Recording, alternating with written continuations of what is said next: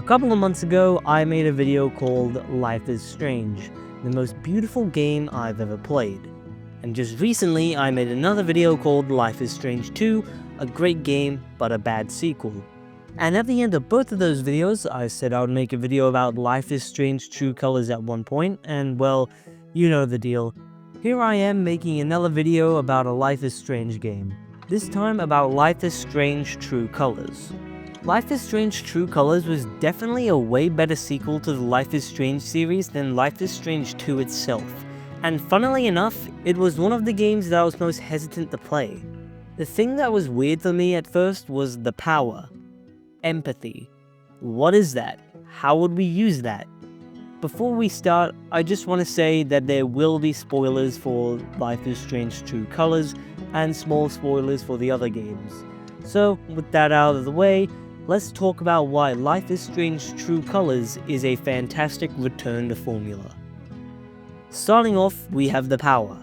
After 2 games without having a power, it was nice to have a new power that the player can use.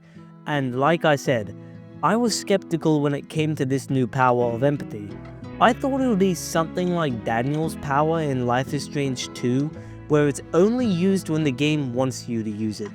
But no, you can go up to any NPC or main character at any time and figure out what they're thinking and feeling. In fact, in a way, it sort of works similar to the rewind power in the first game, as you can change up your conversation after figuring out something about the character you're speaking with. This was honestly a really well thought out power, and it was presented perfectly. Next up, there are the characters. I swear, between music and characters, Life is Strange always seems to nail those two. The characters in Life is Strange True Colors are as likable, relatable, and as enjoyable as the ones from the first game. Hell, maybe even a little bit better. Alex in particular feels incredibly real, and there are so many moments with her that I just found relatable. Jed is by far one of my favorite characters, and even if it is faked, his nice guy persona feels very real, and he's the type of nice guy boss we'd all love to have. Gabe is extremely well portrayed. In fact, let's talk about Gabe for a second. More specifically, his death.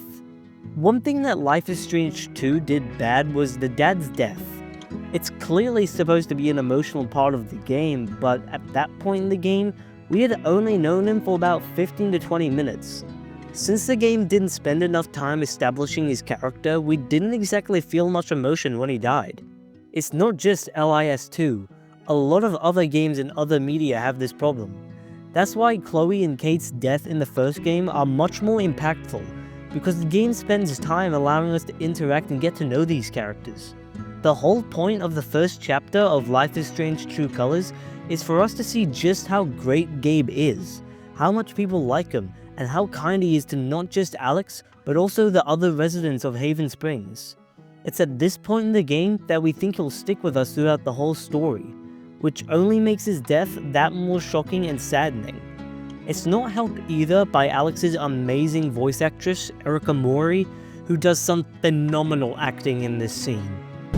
Gabe?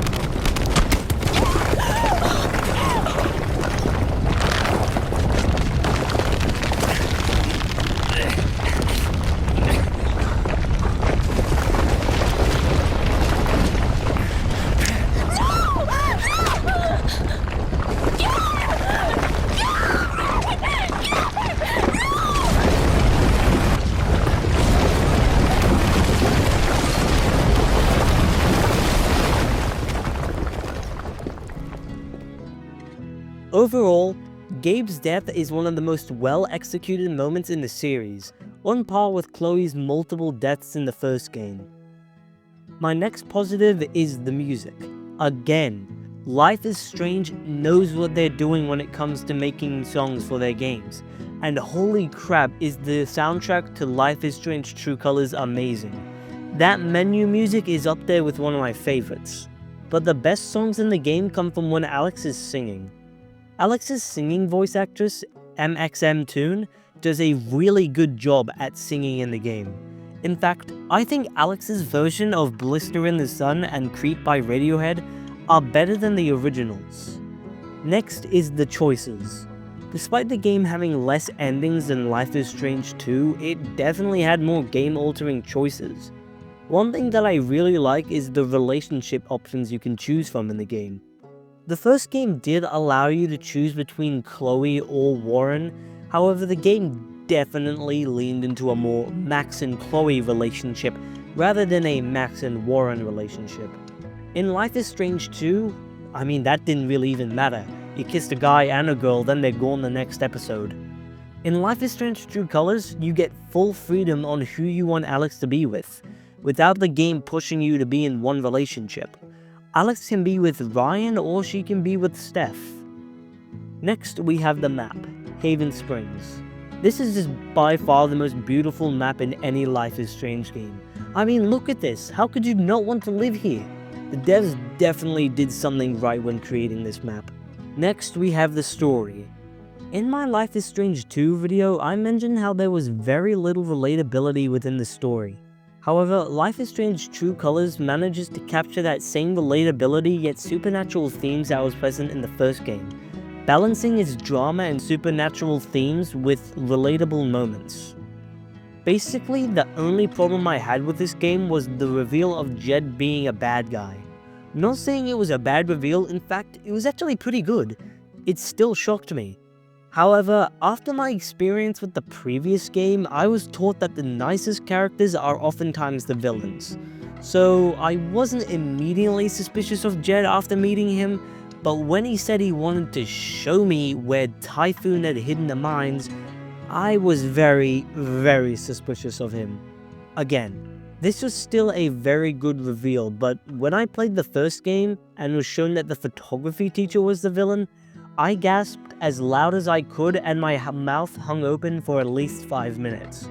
Whereas here, I just slammed my hand on the desk and shouted, "I knew it!"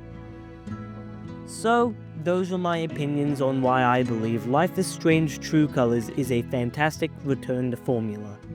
I honestly really like this game, and is obviously a much better game than Life is Strange 2, and I would highly recommend it to anyone. Now, with this series covering most of the games within the Life is Strange series, you might be wondering, will I do a video dedicated to Life is Strange Double Exposure, or Before the Storm, or even The Awesome Adventures of Captain Spirit? Like I'd waste my time making a video about that thing. Anyway, the answer is yes, sort of. You see, in January of 2025, I will start to work on a video about the Life is Strange games, going over every game including ones I've already covered, and ones I'm yet to cover, like Double Exposure, and ones I didn't get around to covering, like Before the Storm, Wavelengths, and yes, even The Awesome Adventures of Captain Spirit. So make sure you stay tuned for that video, and with that being said, I hope you all enjoyed the video, make sure you like and subscribe, and I hope you have a good rest of your day. Bye bye!